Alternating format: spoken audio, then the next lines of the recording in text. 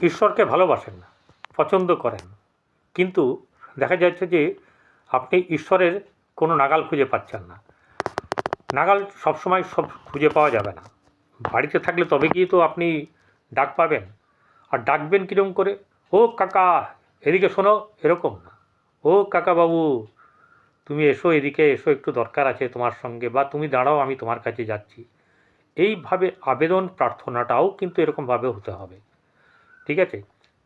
এরও একটা কাল আছে, সময় আছে। সেই সময়টা হচ্ছে গিয়ে ব্রহ্ম মুহূর্ত।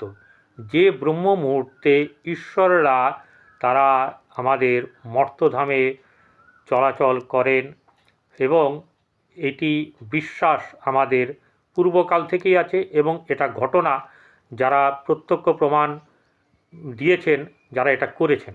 আপনিও পাবেন এর যে আপনার ডাক, এই অনুভব আপনি ভেতর থেকেই পাবেন। সমস্ত কিছু শুনতে পাবেন, এবং ঈশ্বর যা কথা দেবে সেই কথা আপনার সঙ্গে রাখবে। আপনার আবেদন প্রার্থনা সব তিনি শুনবেন।